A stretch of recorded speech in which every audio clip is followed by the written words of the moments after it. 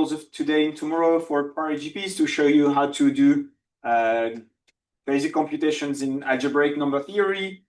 This is basically the core of PARI GP. There are other functionalities such as modular forms, elliptic curves, and various other things.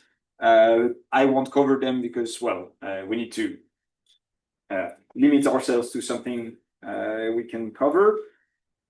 And so today, algebraic number theory. Okay, so first, one important thing is how do you get documentation if you need extra information. So once you know a little bit of the basics, it's often useful to have just a condensed list of the functionalities. And this you can find in what is called the red card. So this is just a very condensed list of many functionalities with just like function name and a very, very short one-line description.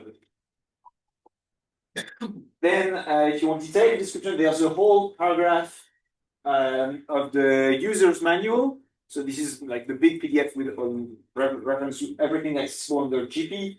And so here there's an introduction about algebraic number theory in PARI in general, and the detailed description of every function.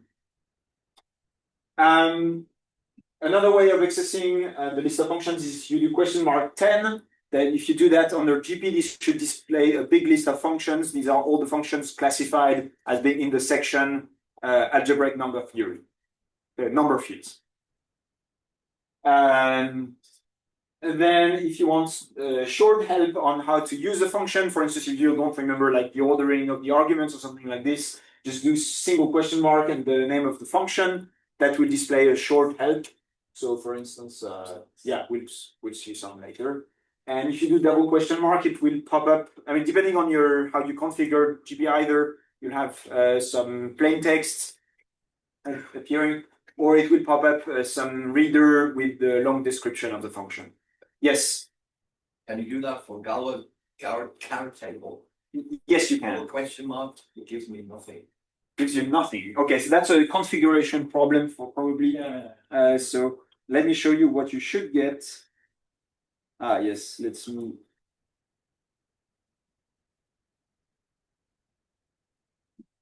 Okay, !. Single question mark is fine. Yeah, two question marks like this, and it should pop some window like this. So if this doesn't work, you should ask Bill for assistance. It means there's something wrong with your installation. Yeah? Okay.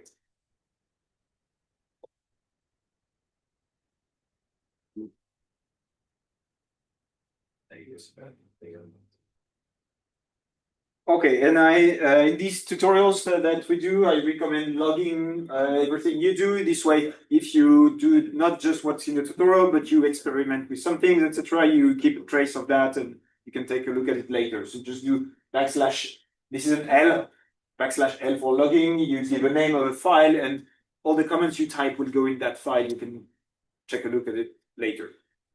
Okay? Oh.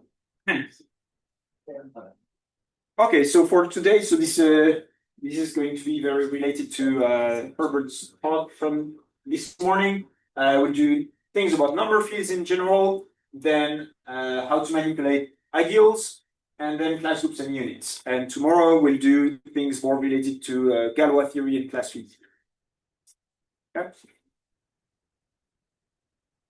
Okay.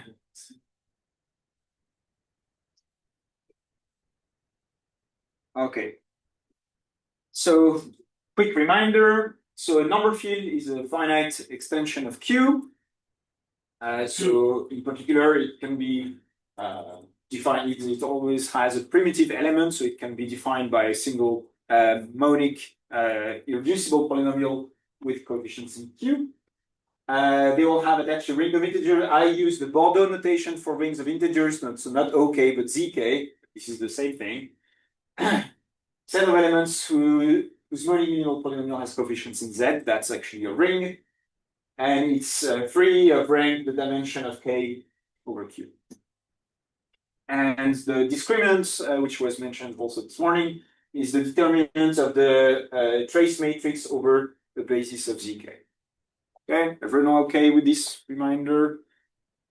All right. So these are the basic invariants. Okay, so as I said, we have these finite extension. There are several ways that you could, in principle, want to define number fields, but the fixed way in RGP is by a single monic irreducible polynomial. So if you want to construct something by, say, adjoining a square root of 2 and a square root of -5, you'll have to find a primitive element for that. I mean, we have functions for it, but you don't do it directly. You do some extra. So yeah, basic thing you need to do, be able to check irreducibility. This is done with the function called is irreducible. So this is good occasion to talk about what namings of PARI functions look like. I mean, in GP, typically there will be a prefix that tells you to what kind of objects the function applies, and then the name of the function. So this prefix pol means it applies to a polynomial. Okay, and you'll see that over and over in namings of PARI functions. Except there are some historical inconsistencies, but we try to apply this.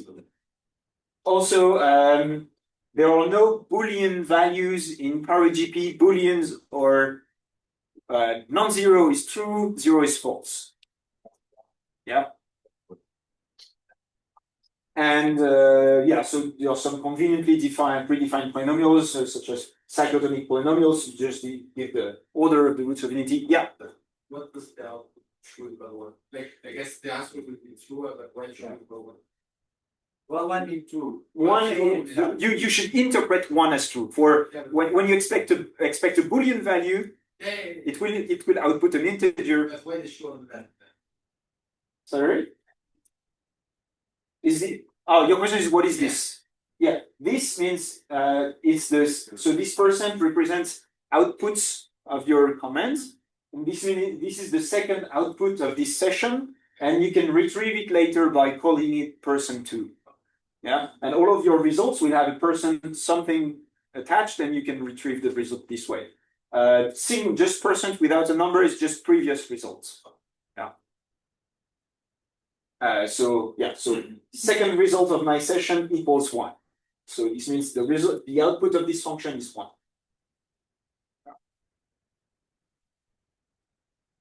Okay, and so yeah, same here. So we call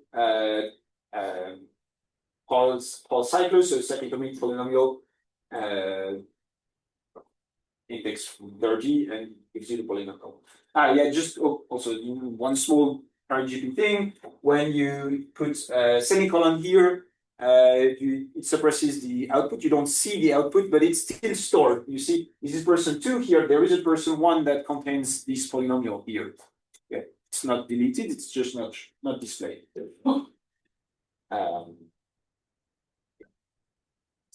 But of course, it's recommended to store the things you actually need in variables. It's much better for better way of using the software. But when you play around, this can be useful.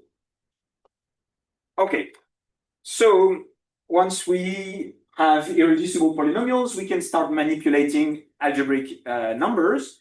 So if we want to manipulate elements in this number field defined by this polynomial, well, this is just this quotient, and there's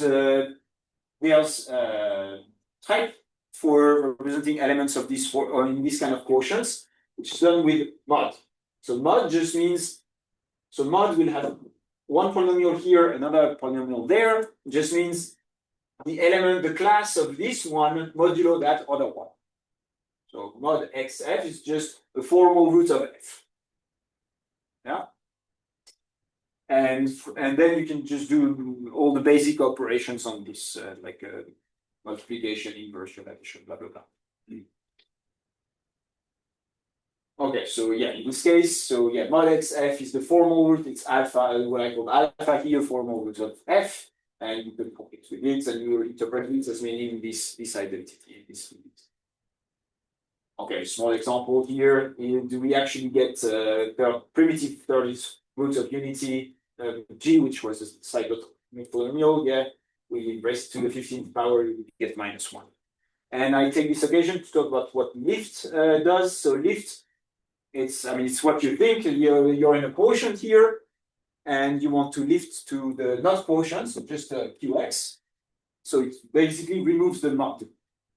Okay. And typically you use it, in this kind of case, you just use it for readability. It just instead of having a cumbersome mod, blah, blah, blah, blah, blah, blah. Yeah. Yeah, so stop me for questions anytime, right? Okay, so this is very useful. Sometimes you construct a number field in some way and you end up with a very ugly polynomial.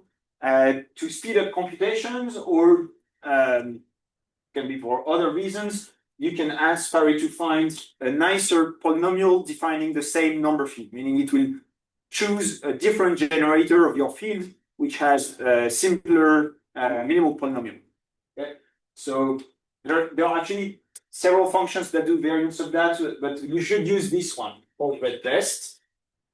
And this is guaranteed to run in polynomial time. So even for big inputs, it should be okay. How do decide what is better? So yeah, how does it do inside? So what it does, the size of the efficient discriminant, essentially. Okay. Yeah, it doesn't really matter. So not really, no. So okay, let me tell you what it really does. So what it does is first, it computes an approximation of the ring of integers, but computing the full ring of integers can be hard because there could be hard factorizations to do. So it will not do that so that it stays polynomial time. So it computes an approximation of the ring of integers. Then it treats that as a lattice and reduces it. And among the short vectors, it will try to find a primitive element. But again, in high dimensional lattice, it can be hard to find the shortest vector. So it will not actually find the shortest, just some short-ish ones that you can find in polynomial time. And then it will pick one of those. Yeah. So this is not at all, the output of this is not canonical at all. Like you could run it several times, get different results. But it's still LLM. Yeah, LLM, yes, it uses LLM, yes. And also there could be a lot of even vectors we might not even with them all, even test them.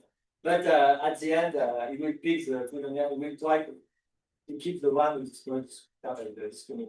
Among the list that it will explore. Yeah. Does that best? Yeah, okay. So this has to do with the history of this function. So like it's best C4. Best C4 in polynomial time. Because there's another one called redaps, which gives absolute best, which is not polynomial time at all. Yeah, the history is complete. Yeah, okay. The original was Paul Red, which what you find in Henri Cohen's book, and then there was Paul Redapps, and then there was this one introduced. So we need distinguishers, but yeah, just use this one. It runs in polynomial time, finds a fairly good one. Okay.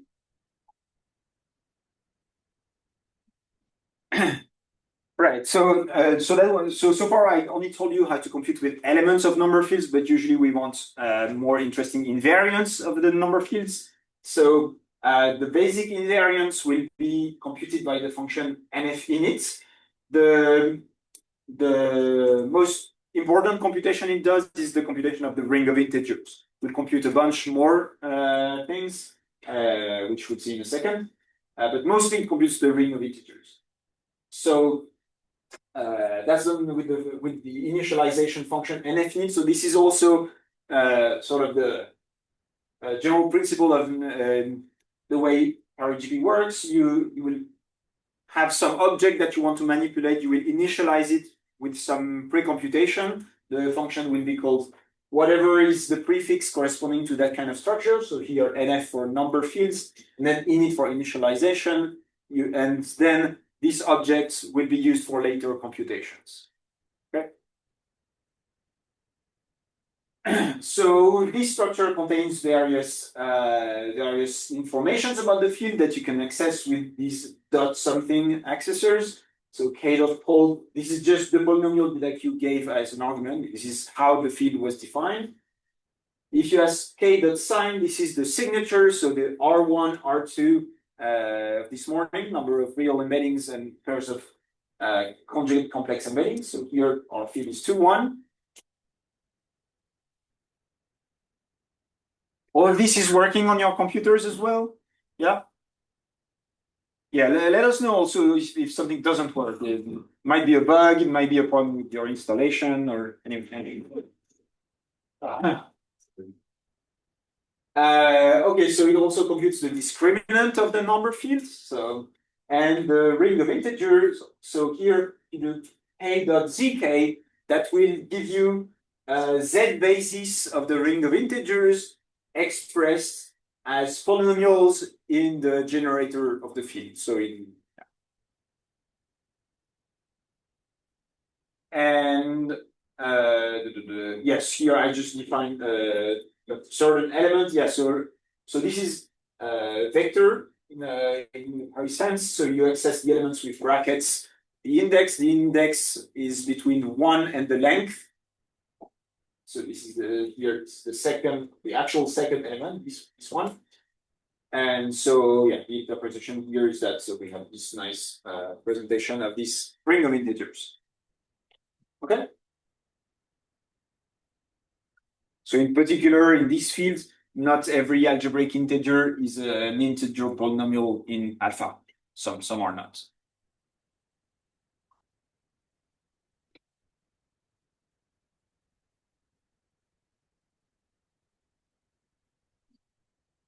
Okay, so now we can represent elements of number field as polynomial in alpha as before, but once we've computed the ring of integers, there's another natural way to represent them, which is to give them as linear combinations of the integral basis. Integral basis meaning basis of the ring of integers. And very often we actually prefer the second representation. It's typically more compact. I mean, it depends a bit on the case. So you can convert between the two representations. One, so polynomials in alpha, we call that the algebraic representation. And as a linear combination of the integral basis, we call that the basis representation. And so we can switch between the two with these two functions, f add to basis to alg. And that would do the conversion. So yeah, x squared, how is it expressed on the integral basis like this, and conversely. So, oh yeah, so one nice property of this basis representation is that an element is an algebraic integer if and only if all the coefficients here are integers. Yeah, which is of course not true of the algebraic representation.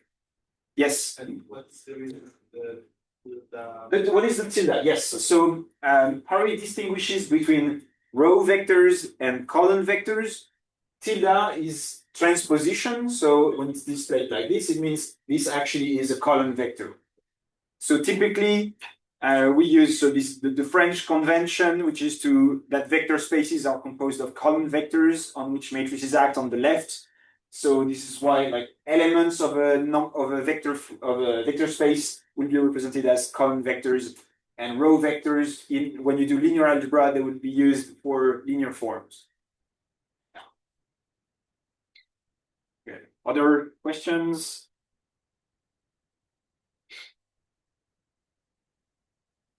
Okay, so now when elements are represented as vectors like this, the vector by itself doesn't know that it lives in a number field. It's just a vector of numbers.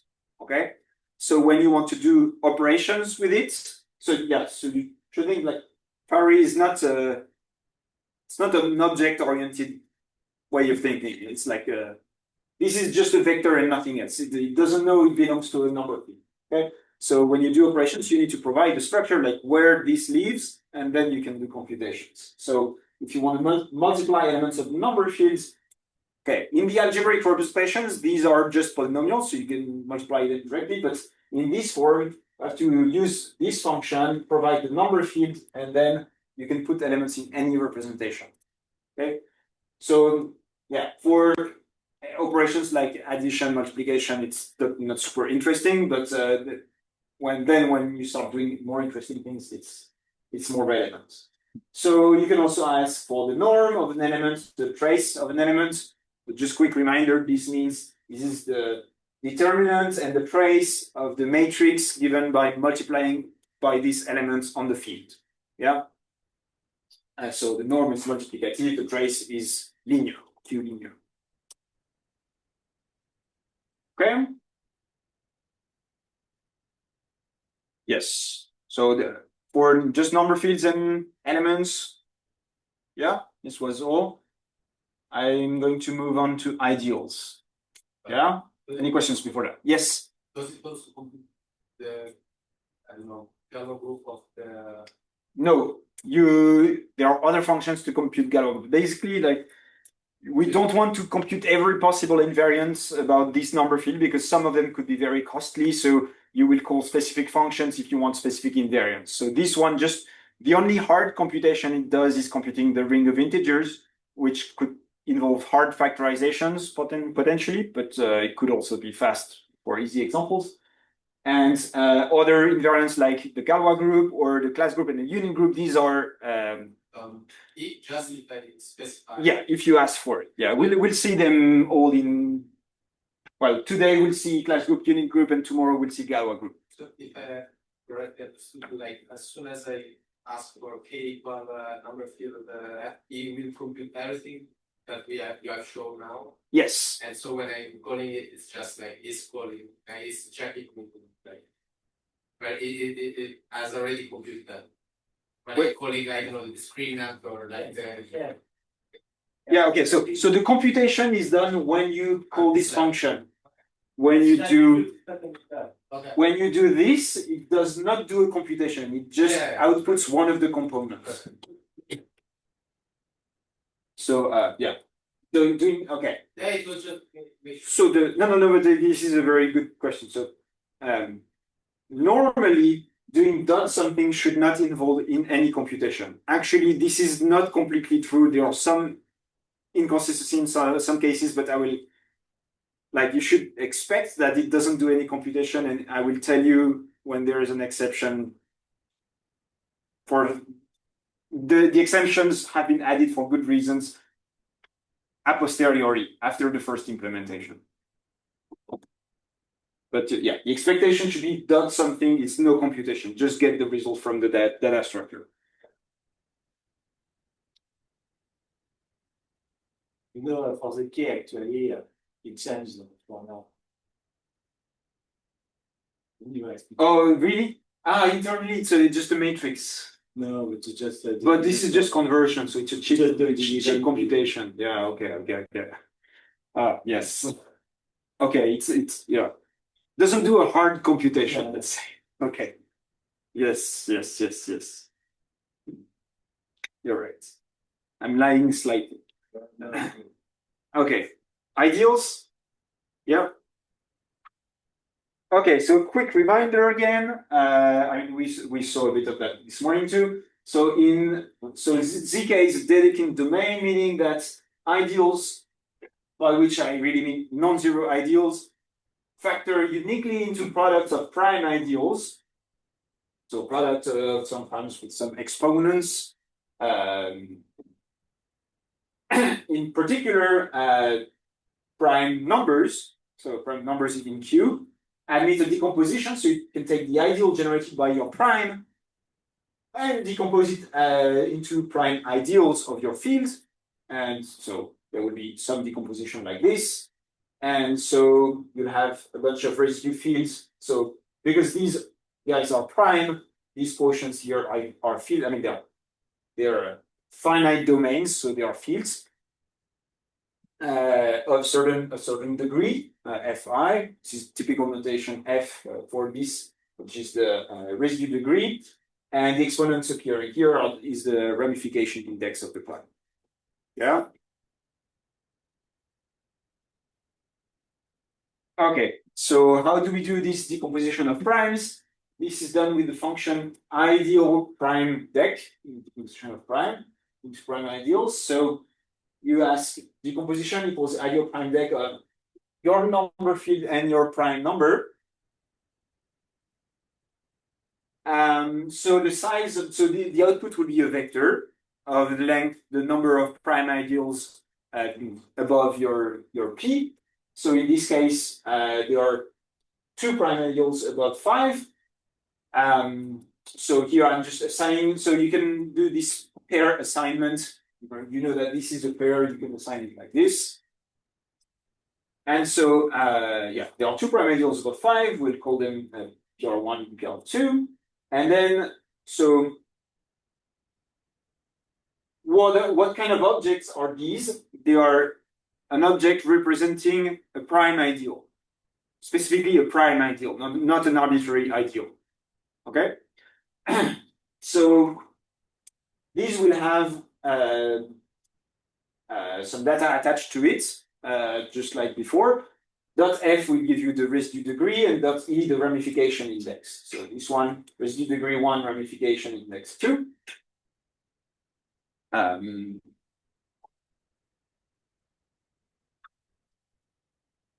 It will also tell you what the prime ideal is by giving you generators of this ideal. So if you do prime ideal dot gen, will give you, well, here it's always going to be the prime P, but yes. So if it's principal, it doesn't try to make it principal. No, because this is hard. So it might be principal, and still it will not give you a single generator. You have to ask. Yeah. So there are 2 reasons. First, it could be computationally hard. Second, it could be the size of the generator could be enormous. Yeah. Whereas this is guaranteed to be fast and small.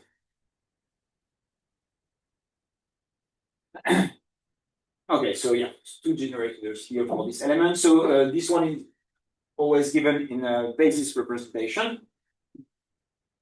Yeah, so that's what it means. And I also do the second one. So residue degree 1 also, ramification index 2. Yes, all good for prime ideals? Yeah. So now let's move on to arbitrary ideals. So these ones are represented by their matrix on the integral basis. So, okay. So you have an ideal, in particular, it is a free Z module of rank the degree of the field. So it can be given by a basis over Z. Okay, it has a basis over Z, which is of size the degree of the field. And now each element of this basis, it's an element of the number field. So it can be expressed as a vector of coordinates on the integral basis. Okay? So, so what does this mean? Like we put all of this in a matrix. So okay. So you start with you give yourself a field and something that will define your ideal. So here I'm giving the prime ideal structure, and I'm converting that, like I'm forgetting it was prime. Okay? I'm converting that into an arbitrary ideal. So in this basis form, so what it means is that this is the basis, like each of these columns is an element of the basis of this ideal. And each of these, you have to read it as a linear combination of the integral basis. So this is the element 5. This is 3 plus W. This was the first element, or second element of the integral basis I had defined. This is 4 plus it was alpha, and this is 3 plus alpha W. Yeah, everyone understands what this matrix means. They do, yes. The ideals, every ideal, and it's every ideal is a submodule, a full rank inside the field. So it's free of rank the dimension of the field, free of rank the degree of the field, always.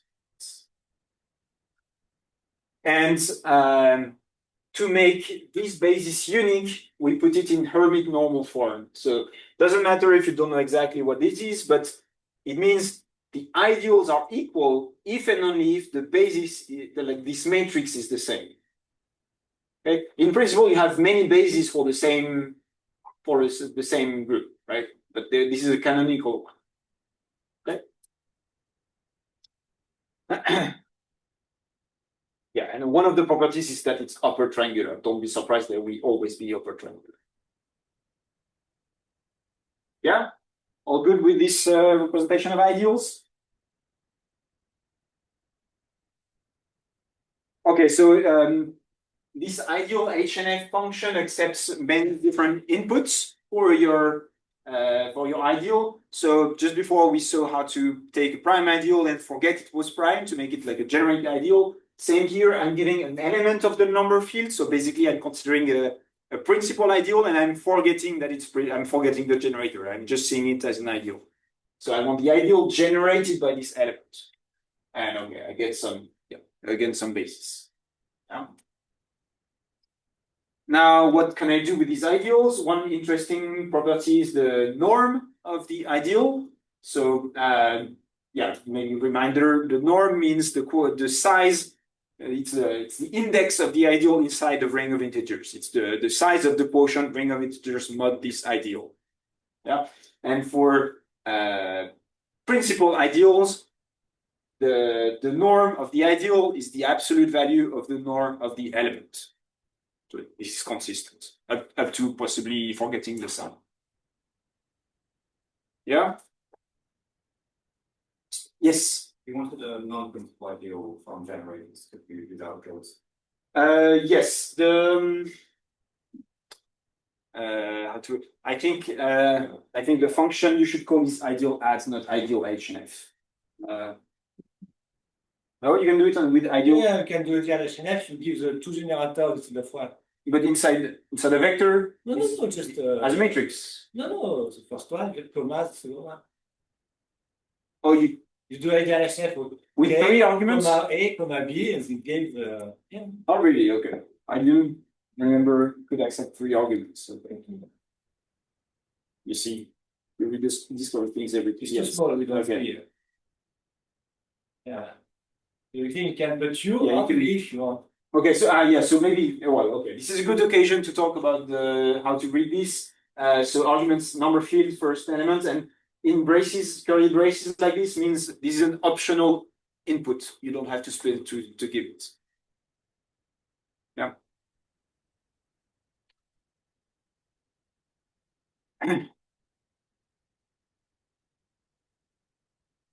Okay.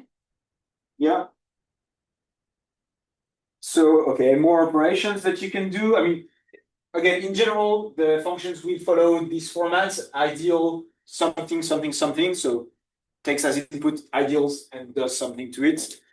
So in particular, once you know that this is the pattern, you can use completion in the help.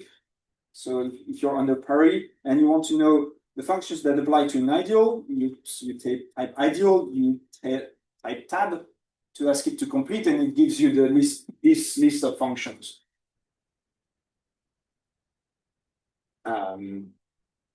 Yeah, some of them are not what. Yeah, among those you can try to find the function you're interested in.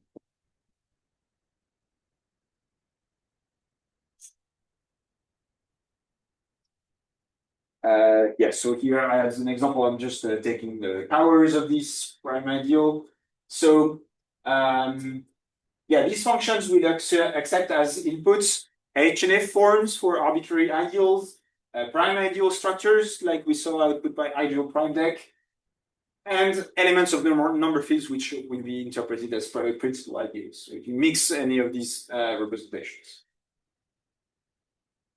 And here, yes, okay, what do I do? Yeah, I compute some power of the prime, the second prime that we had, and I do the sum of this A plus PR2, and the norm of that is 1. So the only ideal that has norm 1 is just the ring of integers in set itself. So I'm saying here that A plus P2 is ZK. This means these two ideals are co-prime. You should think of the sum of ideals, you should think of it as a GCD. Yeah.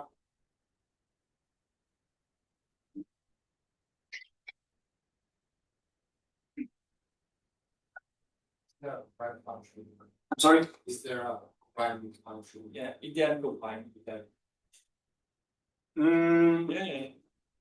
The ideal coprime does not.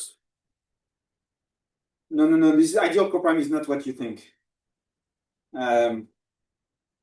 It does not test for coprimality. But coprimality is just taking the sum. So yeah.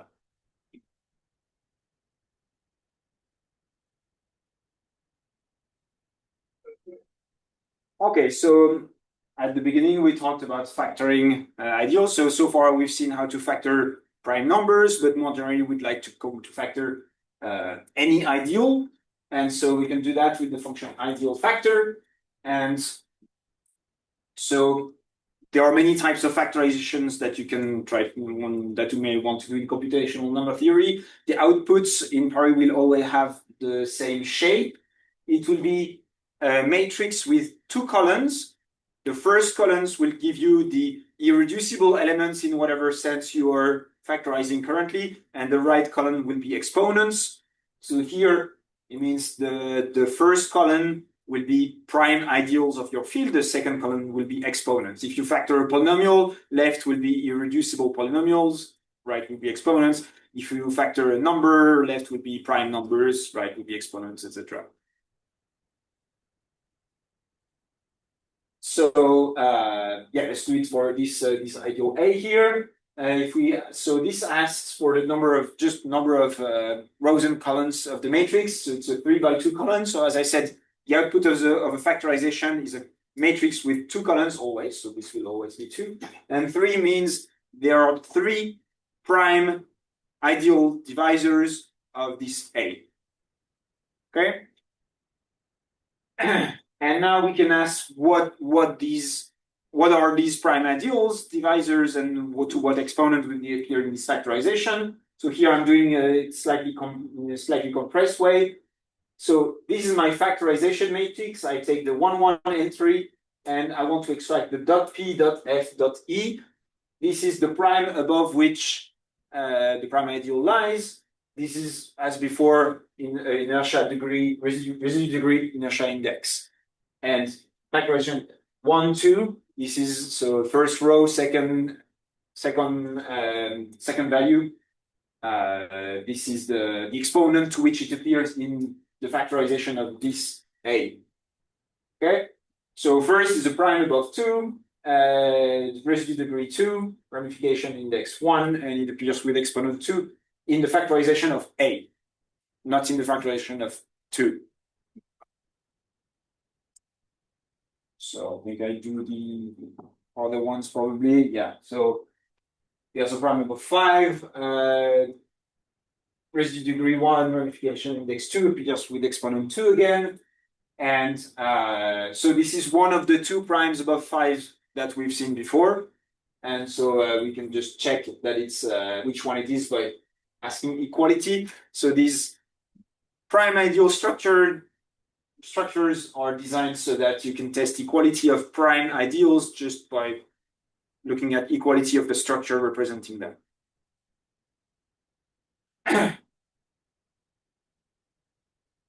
Okay, and yeah, and an ideal of 13 with exponent 1. Okay, did I get what do you get as an output? Because here I wrote a 1 and here I'm saying exponent 2, so there must be one of the 2 must be wrong. Like what do you get? 1. Exponent 1. Okay, so this is wrong. Okay, I need to fix the slides.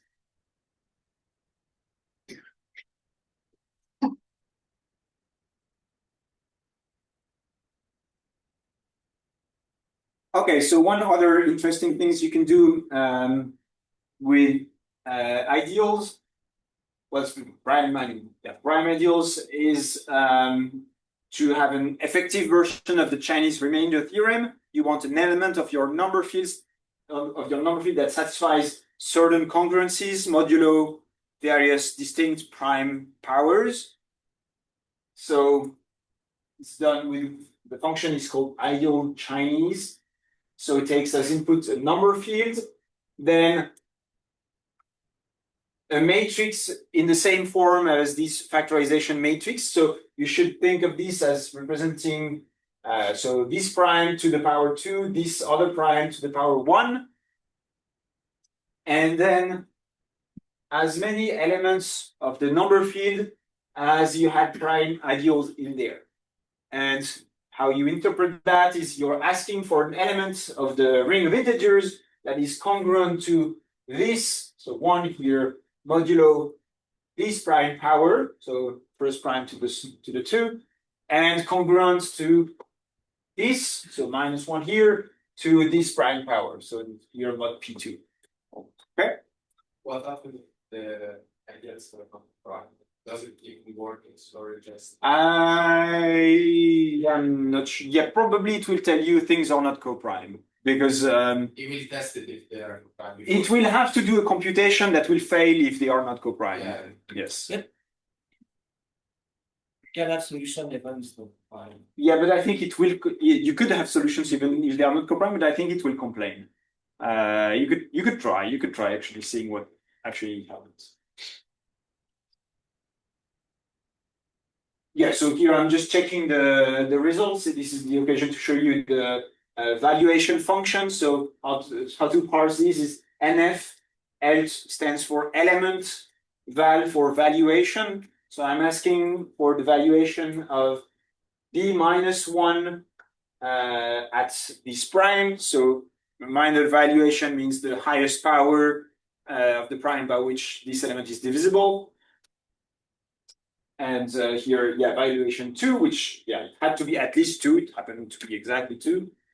And valuation of b plus 1 at P2 is 1. I mean, I asked for something with valuation at least 1. Okay?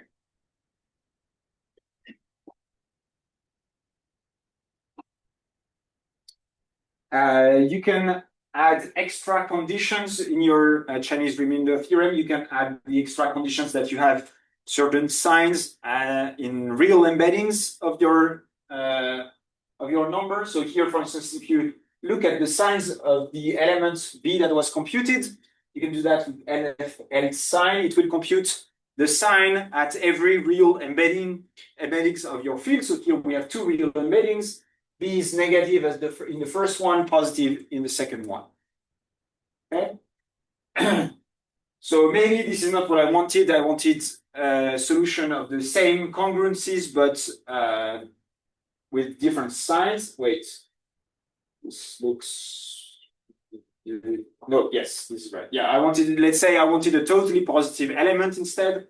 So here I add an extra argument. So recall previously we only had this. Now we have a pair with this factorization matrix and then a vector of signs here telling what signs I want to prescribe for my solution. Yeah. You can, I think, if I remember correctly, you can put zeros in some entries, meaning I don't care. And so, yeah, it will compute now another solution, which now is totally positive. Both embeddings. In principle, it would be possible to do something like angle sectors in complex embeddings. We didn't implement that. If you for some reason you want it, it's possible, but it's not implemented.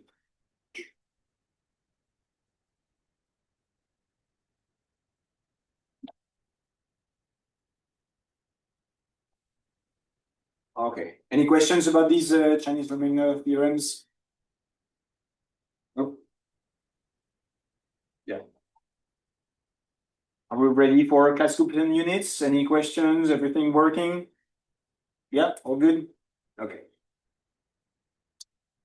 Okay, so quick reminder, well, we saw that this morning too. So the class group of a number field is the quotient of the group of non-zero of fractional ideals of K modulo principal ideals. So they want generally by one non-zero element. theorem, this is a finite billion group. And second invariant, like sort of multiplicative invariant, the unit group of the ring of integers. So this is always of the form roots of unity times something of rank R1 plus R2 minus 1. You can also see it as a lattice via the logarithmic embedding. So you take log of absolute value of every real and complex embedding, and you land in this, the units will land in these hyperplanes. Some of the coordinates 0, and the co-volume is called the regulator. Yeah, we saw all of that this morning. Okay, so computing class groups and units can be a lot harder than just computing the ring of integers. So as like the principle I explained earlier, we have a different function for doing that because you only do it when you actually need to do it. So this is done with the function BNF init. The B here stands for Burman, who described the first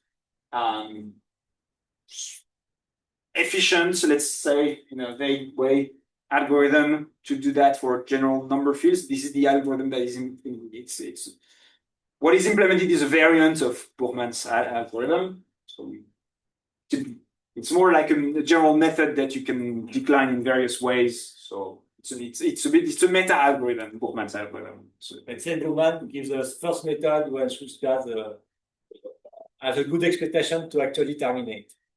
Yeah.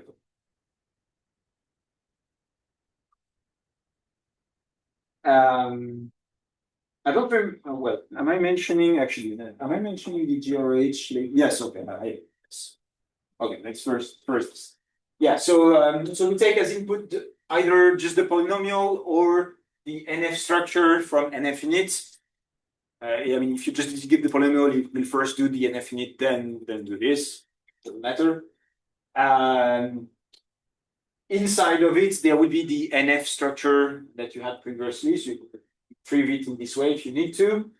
.no gives the class number, so the size of the class group. So here it's a trivial class group. So not so interesting from the point of view of the class group. And on the other hand, remember the signature was 2-1, I think. So there will be a group of rank 2 of units. So there will be an interesting regulator. And so you can access it from k2.reg. It will give you the regulator at the current working precision. You can ask for more by increasing the precision. Yeah, so this is an approximation of the value of the regulator. Yes. So this is computed in BNF init. And then this is just outputting the value that is stored. Yes.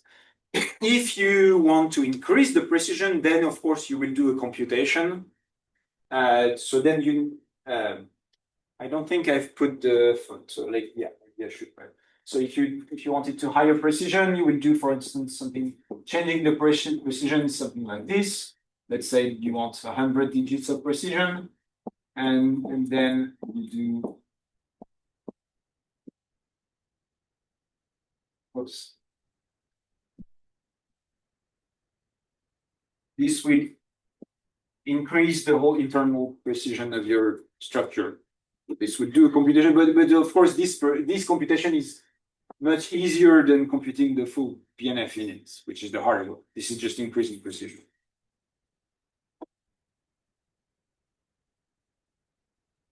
You can give the flag 1 and be on. Oh yeah, okay. Let's not get into technical. Yeah, it's possible that this will fail. Yeah, let's not get into technical things. Okay. Yeah, so very important remark from the mathematical point of view. This BNF init function assumes the GRH, generalized Riemann hypothesis, for every Hecke L function of characters of the class group. So if unconditionally, you can say nothing about the correctness of the results, basically. Oh, no, there's, okay. Yeah, So unconditionally, you can say nothing about the correctness of the class group. And about the regulator, all you can say is that the true regulator is is a divisor of this regulator. In the worst case, you found a group of units of full rank, but maybe it was not actually the full group of units. The full groups of these might be bigger. So if GRH, possibly GRH is false, and then your class group is not correct. Well, of course you believe, I mean, I don't know about you, but I believe it's true. And so you can trust the result probably, but if you need an unconditional results, you can run this extra function that can be extremely costly, obviously. So whereas the previous one is expected to be sub-exponential time, this is guaranteed to be exponential time. On the other hand, for small enough examples, it will be doable, and it cannot return 0. I mean, it's either it loops infinitely or it returns 1. But yeah, once it returns, it means it has checked independently of GRH that the result was actually correct. Yeah, this is a bit of a lie. It cannot output 0, actually. I think what could happen is maybe it stops and says, no, actually, it will just run into an infinite loop, I believe, if GRH is false. Okay, so is this clear for everyone? What is the status of the output of this function? Yeah. Okay, so we talked about class number regulator, but what about the actual units themselves? So the units are stored in this BNF structure in 2 parts. They are so TU represents the root of unity. T stands for torsion. So torsion units. So if you do K2.tu, it will give you the number of roots of unity and a primitive root of unity of that order in your field. So, I mean, of course, here the field had a real embedding, so this cannot be super interesting. It has to be only plus minus 1. And a small remark here, it's actually much easier to compute the roots of unity than the full unit group. You don't need to compute the full group of units to get the roots of unity. If you just need the roots of unity, there is this other function, and if roots of 1, this runs in polynomial time.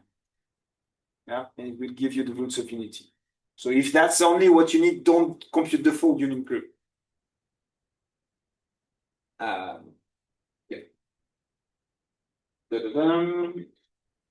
And then if you want to see, okay, so the second part, I mean, the most interesting part is the infinite order units. So a basis of these units mod torsion is usually called fundamental units. And so this is why this .fu accessor here. It will give you some basis of the units. Of course, this is not unique. There are many possible bases. So it will give you one basis expressed as polynomials in your generator. This is a bit of a silly representation, but it was designed like this historically, so we didn't change. Okay, so in this case, yeah, the free part, like so ring of units in your field modulo torsion is generated by these 2 elements. These are fundamental elements. Yeah.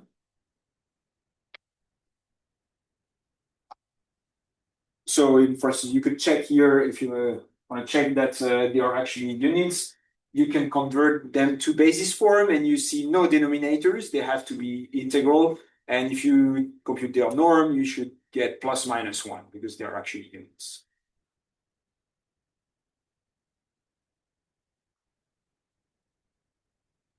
Okay, so let's check the analytic class number formula that we saw this morning.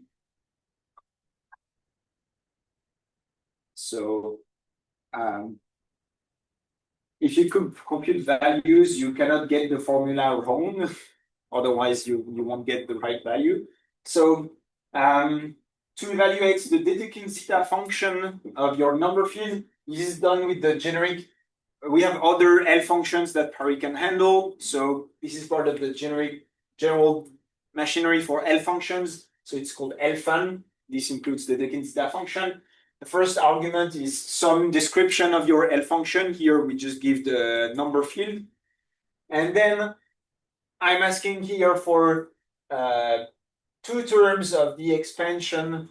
I mean, the expansion up to x squared at 1. So terms of powers of x. And so it tells me that there's this value times x to the -1. This is because there's a pole of order 1, as we discussed this morning, plus extra stuff. And so here I'm extracting the residue. So this is, I take this, which is a truncated formal power series, and I ask for the coefficient -1 in there. So Paul coef extracts the coefficients in a polynomial or a power series of some degree. So okay, so I extract this value, and now let's so that's the analytic computation. This is done not knowing the class group and units. This is done just from the Euler product basically, and extra analytic machinery. Functional equation. Yeah, from the functional equation if you want. Yeah.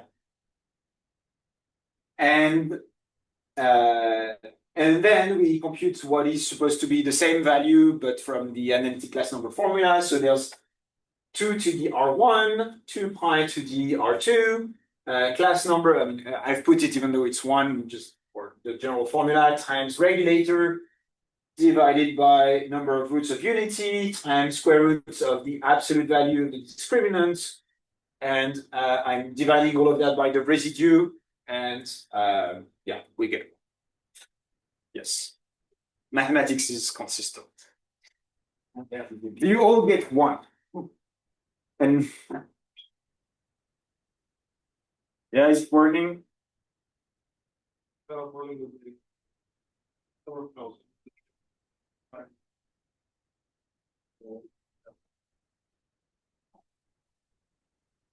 Everyone else, is it working? No. Yeah. Am I supposed to give you a break? Where is the schedule actually? I think it's now. It's now? Yeah, should we? Okay, so let's take a break then.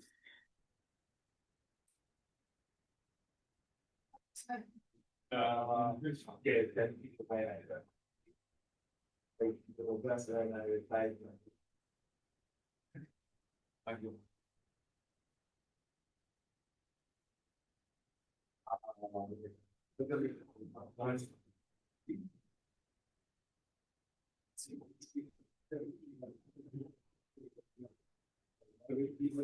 Already because we have speaking to Christina.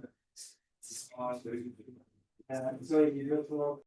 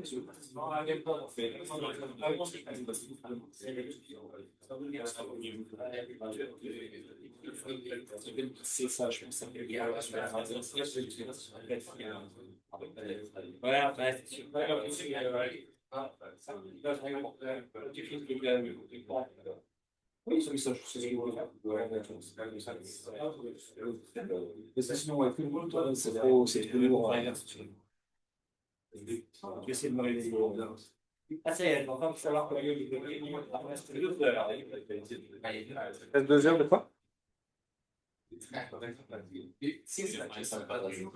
Ah, nice.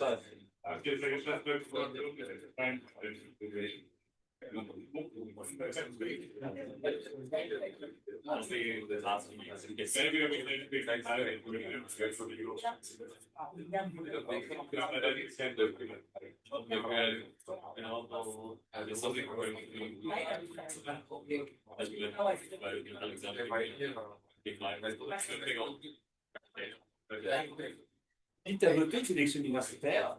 Comment? T'as voté aux élections universitaires? C'est jusqu'à aujourd'hui. Non, faut que je le fasse ce soir. En fait, avant, ouais, oui, mais même si c'est ouvert depuis genre 2 jours, non? Ouais, il faut que je pense. Je vais avoir une. Non, c'est jusqu'à 17h. C'est jusqu'à 17h. Ah, c'est mort alors. Il m'a apparemment j'en ai pas. En fait, il baisse les À l'intérieur, non? Complètement, ils ont mis à l'envers. Ils ont mis un nombre. Je ne le vois pas. Tu t'appelles Aurel avec le. Ah, mais je le même en l'envers. Je pense que. Peut-être qu'ils me l'ont enlevé en se rendant compte que s'il fait une erreur.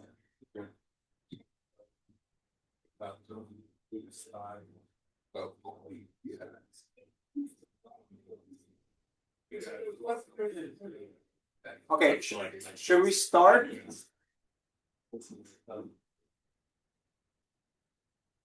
Okay, so welcome back. So we were at the analytic class number formula so far.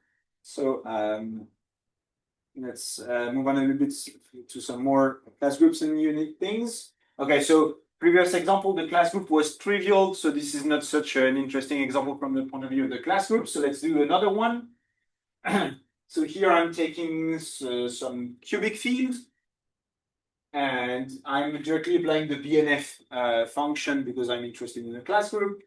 And I can call the, so earlier we called the .no value, that was the class number. Here, so we could ask for .no, we would get 4, but in the case of all the 4, of course, there are 2 possible structures, could be cyclic or not.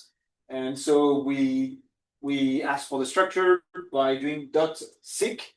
So this is for the cyclic components of the class group, and it will return a vector of integers like this, which you should interpret as the elementary divisors of your finite abelian group. Okay? So this is saying here that this class group is isomorphic to 2 cyclic groups of order 2.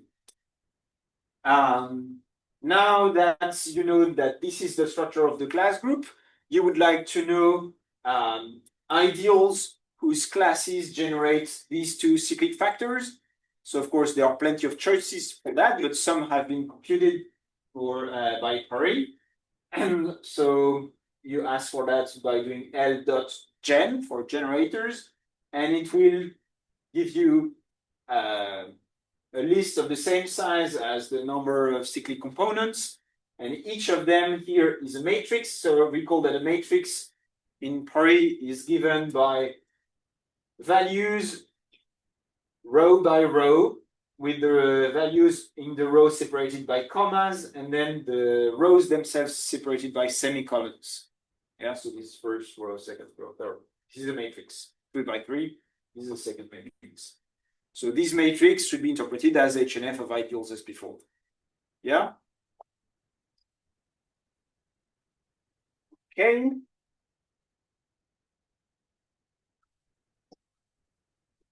Now we have a non-trivial class group. So some ideals are principal, some are not.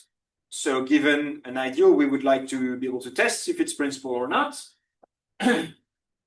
So this is done with the function BNF is principal. So don't be fooled by the name. It doesn't output Boolean 0 or 1. It outputs something else. So yeah, I explained. So let's take this prime ideal above 13 here. I'm decomposing 13, taking the first element. So that's one of the prime ideals above 13. And I want to test this one for principality. So I apply BNF is principal to my BNF structure, comma, my prime ideal. I mean, it doesn't have to be prime here. You can put any ideal here. And it will output two things. The first one is what we call the discrete log. This means it gives you the decomposition of your ideal on the cyclic factors of your class group. Okay, so here 1, 0, this is for DL, the first component means that this prime is in the same class as the first generator that we had before. Now, so in particular, this ideal is not principal. We get a principal ideal if and only if here we get the 0 vector. Yeah, if it's principal, if the class in the class group is trivial. Yeah. So what is the second component? The second component is an element of the field. So here, for instance, this element given in basis form. So yeah, here we have fractions. This means this element is not an algebraic integer. And what does it do? It gives you the principal. So we have described the class of this ideal in the class group. So it means between the ideal you started from and the product of the generators to the powers, the discrete logs, there's a principal ideal that relates them. This is a generator of that principal ideal. Yeah. So specifically, my ideal equals this G times the product of the generators to the power the discrete log. Okay. So let me just explain the details of this evaluation here. So ideal HNF, we saw it before, just computes the matrix. This is to be able to compare if two ideals are equal. Two ideals are equal if and only if they have the same HNF form. It's the same as I'm multiplying the ideal G, so principal ideal generated by G, times ideal factor back. So okay, this is a little PARI weirdness. In PARI, products are inverses of factorizations. So factor back means multiply. I didn't do this. So factor back, this is the number field, the generators, the discrete logs. So this means takes the product of powers of these generators raised to these powers. Okay, so I imagine that I had some factorization that was given by these ideals and these powers, and I want the ideal back.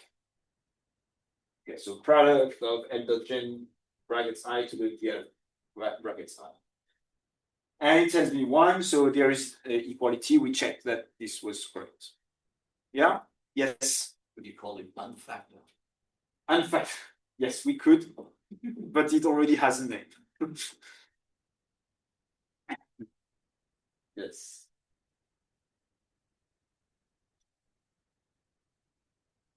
All good with this? Yeah? Okay, so just another example. So computing a generator of an actual principal ideal. So, I mean, we had, so this PR, because the class group was exponent 2, if we square it, we'll get something principal, has to. And so let's compute a generator of this square. So I take the square of my ideal, so ideal power 2, and I ask for is principal of that. We should get the 0 class, and we check it's indeed the case. This discrete log is 0. And now the second component, because this power product is now trivial, the second component is the generator. Yeah.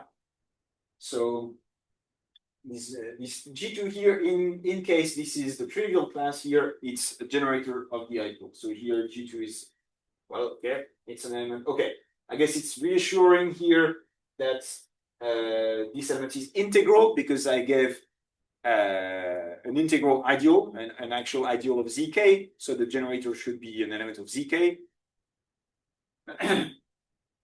And we check that indeed it's a generator. So we look at the ideal generated by G2, and is that actually equal to my prime square? Yeah, it's so open. Yeah. Yes. The 1 minus 1 minus 1 are the exponents of something? Or No, that's the coordinates on the integral basis. This is a basis form of some element of the number field.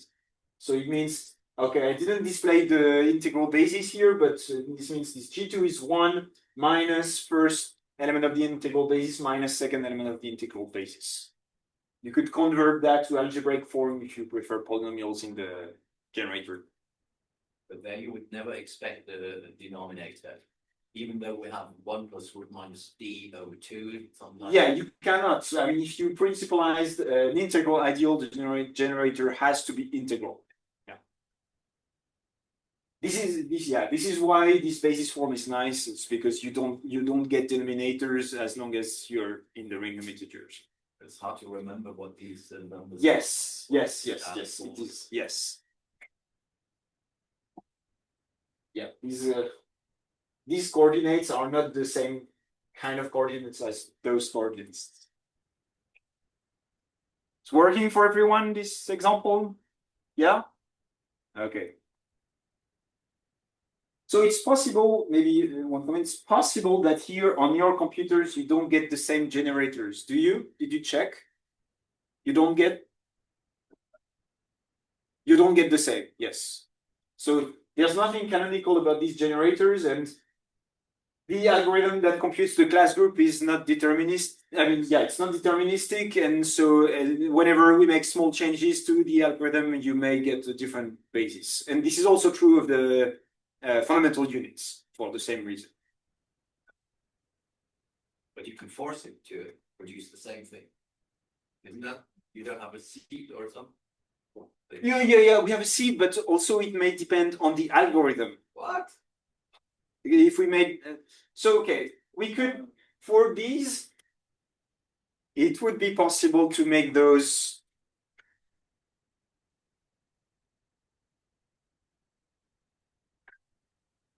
I think it would be possible to make those canonical. Yeah, this one. It depends also on the one basis, which depends on LLL. So each time we make a small size and LLL. No, but this we could make completely canonical. But the basis of units, no. No, the basis of the No, this the ideals we could make independent of everything. Just by ordering, we take primes in order until like they have the correct order. We could do it. Depends on the integral values. No, you can order the primes in a way that is independent of the integral basis. Anyway, I'm not sure it's worth the effort, but in principle it's possible. For the units, no. I mean, I don't see how to do it efficiently, so yeah. So we won't do it. Yeah.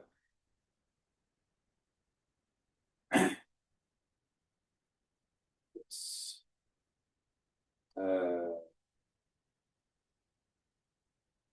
Yes. Okay. One application of this. I guess this is an equation a little bit of the type that Herbert mentioned. I mean, the one he mentioned. Okay. Am I remembering which one did you give? Was it this? Yeah. So this is a type of norm equation. You're in the field. Wait, but this is. It is the ring of integer in this case, yes. So this is the same. So this is the norm.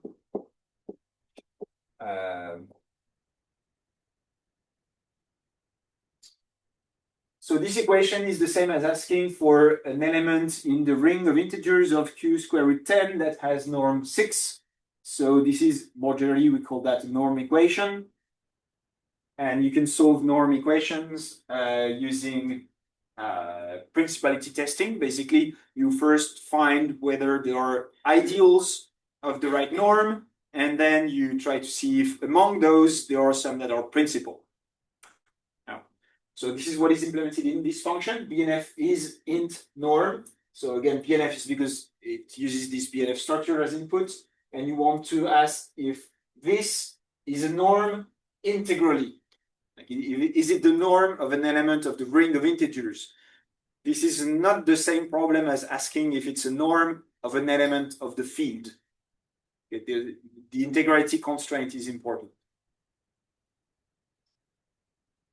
And so, yeah, it's here for this field, for instance, we're asking, are there any elements in this field, I mean, in this ring of integers that have norm 5? And the answer is no, there isn't.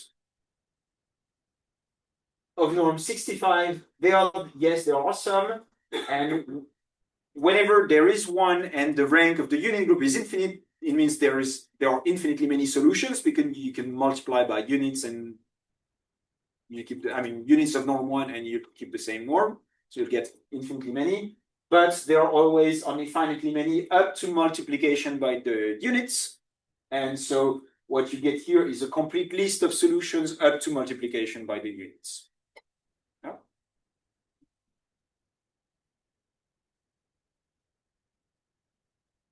Any questions about this? Okay. Okay, so moving on to more things about the units. So we have found with BNF units a basis of the unit group.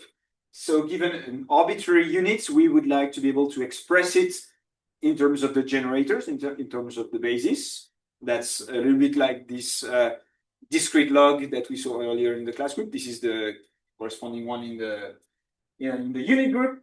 So let's do this. So we start with some element u here, 0 to 1. This is an expression again on the integral basis. So since I put integral coordinates, this is an algebraic integer in this field. And now I'm asking for the norm of that, and I get 1. So this is an actual unit. So now the question is that, is this one of my generators? And if not, well, how can I express it in terms of the generators? So you do this with BNF is unit. And so again, this is terminology is to be interpreted a bit like the is principle earlier, which was not actually telling you true, false, but actually decomposing in the class group. Here, this is not a true, false answer, but it will decompose your unit in the unit group.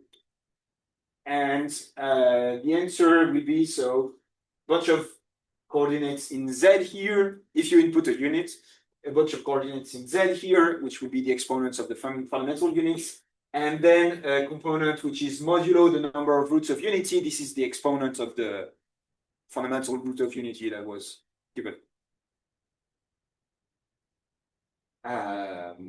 Yeah, so here, okay, so in this field here, these are the fundamental units. This is the torsion units.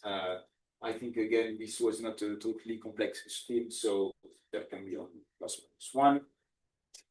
And so yeah, so what this output means is this u that we have here, it factorizes as this fundamental unit times this one squared times that one.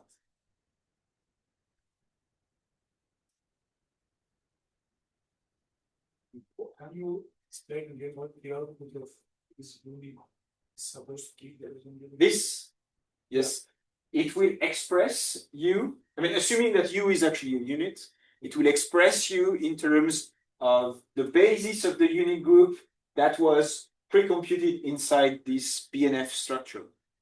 So when you do BNF init, it computes some basis of the unit group.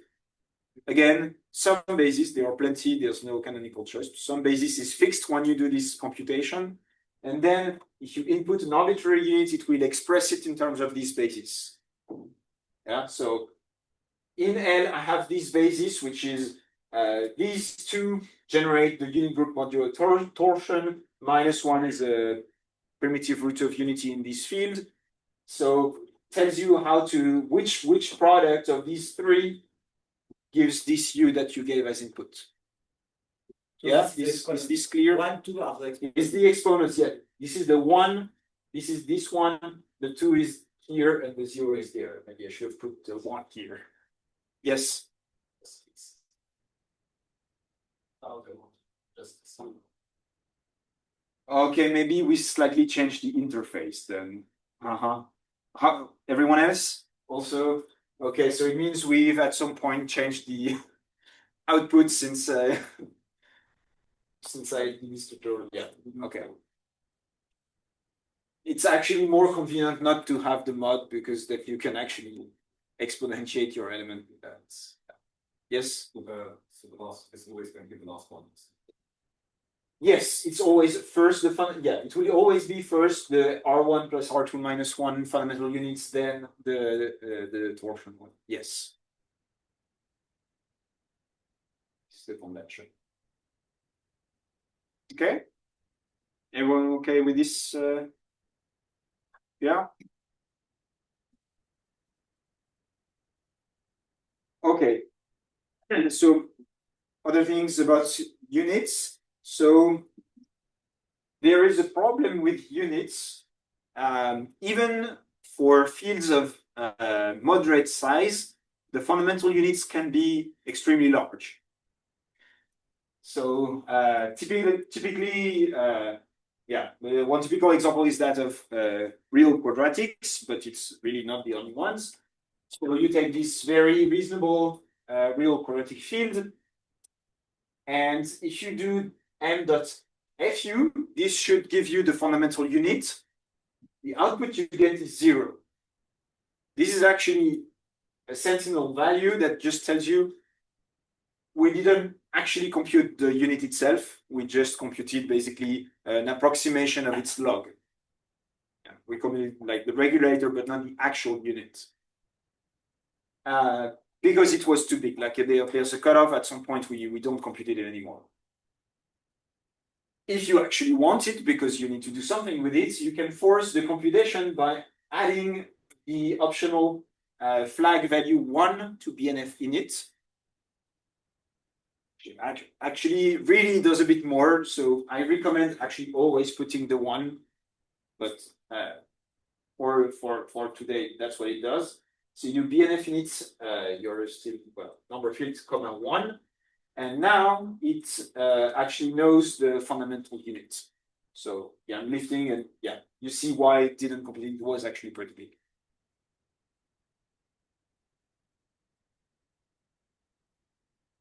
Is this working for everyone also? Like, yeah, if you have an older version of PARI, the behavior could be different. A very old version.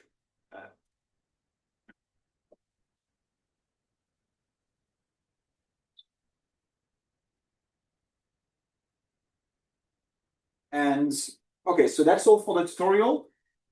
Yeah, any questions?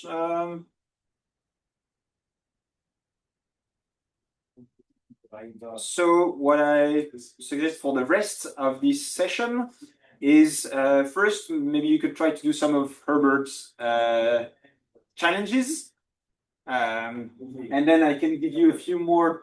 So you can play around with the software, like try things that you would like to try and compute, either in algebraic number theory or try to explore some other domains. Tomorrow we'll do Galois theory or class field theory. So if you're interested in these, maybe just wait until tomorrow. Otherwise, if you're interested in some other parts of computational number theory that PARI can do, we can tell you where to look for the relevant functions. And otherwise, yeah, we can maybe let's list the challenges that Herbert had, and I can suggest a few more that you can do it as exercises. And otherwise, yeah, if you have things that you already want to work on by yourself, maybe you can start doing that as well. So I think, okay, there was the one about the cubic fields with a single root of unity. So like,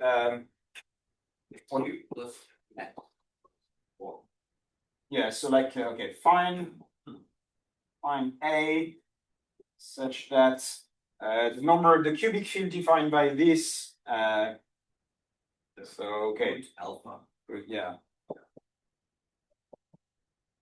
is not a fundamental unit.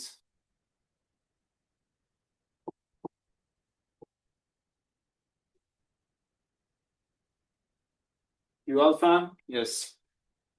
Okay, there was the one about same regulator, but I think this is a bit too hard to do.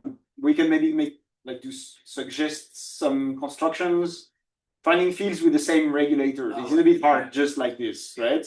Yeah. I think you can. But okay, maybe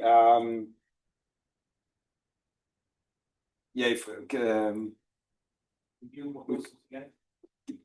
You have rationally related regulators. yes, so we could, yeah. But again, we could I just suggest a construction to explore maybe rather than just leaving. I think maybe the first we could do is the CM construction. I think is for suggestions for exercises or for let's do the first for the rationality related regulators. I think you do something like this. So let's see. So start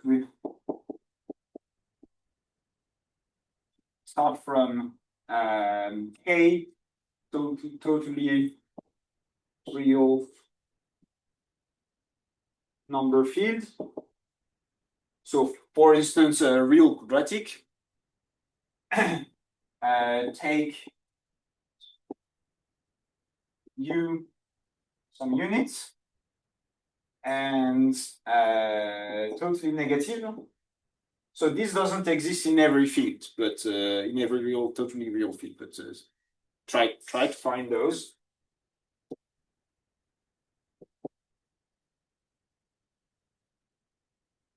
There a command for totally negative in PARI. You can ask for the sign. Yeah, I mean there would be some work here. Yes. The method sign, we can only sign. Yes. But But if the ones from the basis are not totally negative, there might still exist one, and then you may have some to find it.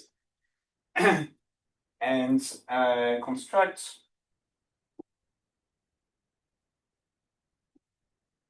L, which is K square root of U. Okay, so here already, this is not a number field described as I told you should describe number fields, right? Because I'm not giving it as an extension of Q, I'm giving it as an extension of K. Yeah. So here, find defining polynomial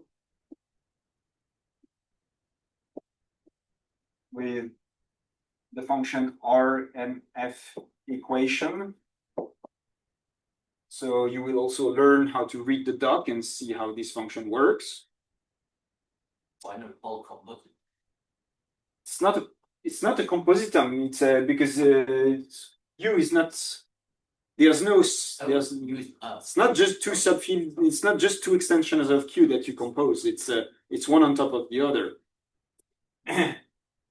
and okay, and then what about reg K, reg F?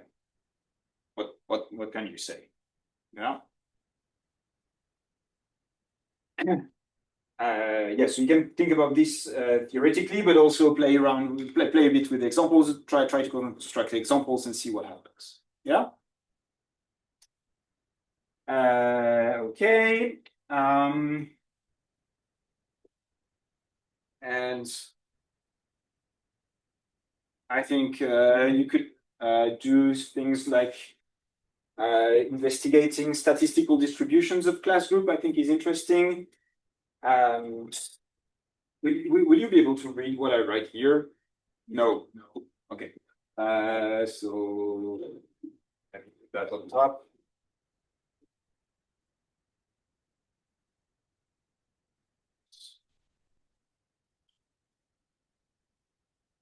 I guess you could solve this this equation also. Check if you know how to use this the function I mentioned earlier. Yeah, so let's do.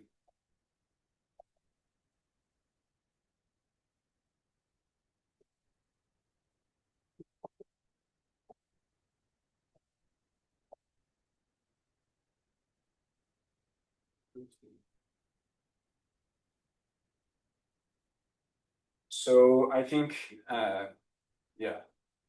So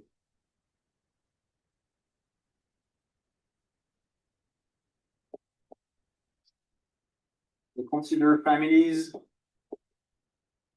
of number fields.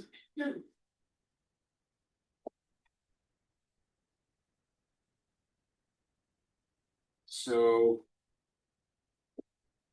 real quadratic, ordered by discriminants.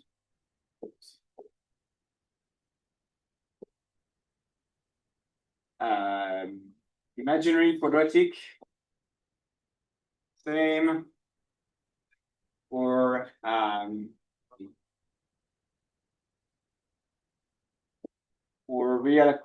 real quadratic.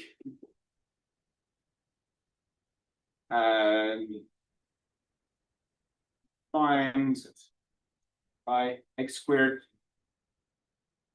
cx plus 1. Yeah, I guess.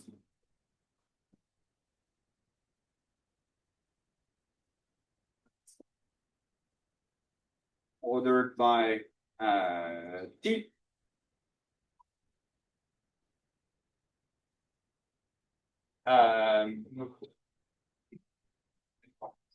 Squared minus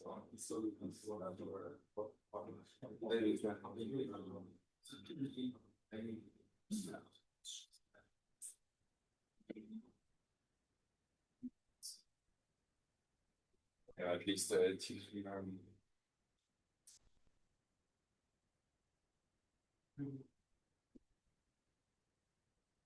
and in these families, observe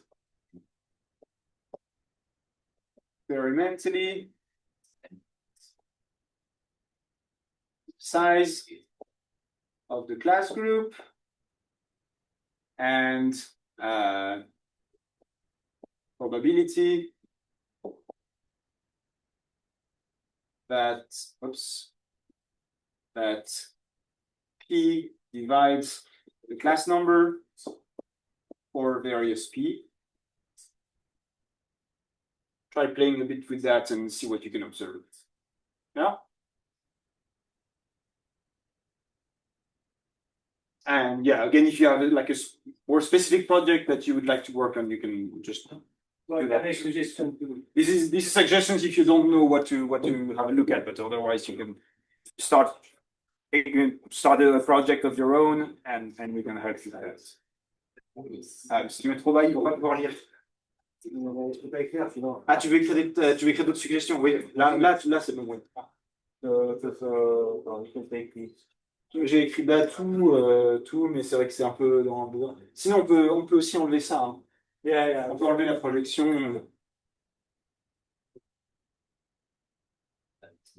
Okay, so we give some suggestion if you like. Some symbols. Yeah. They are on the website. On the website. Yes. Yeah, I'll show you how to get there.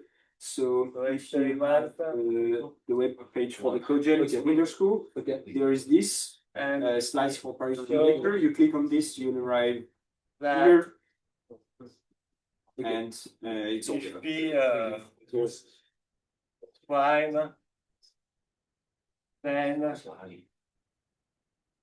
P divide the class group, the cardinal of the class group of the field Q of square root of 1 minus 4 times 2 power P.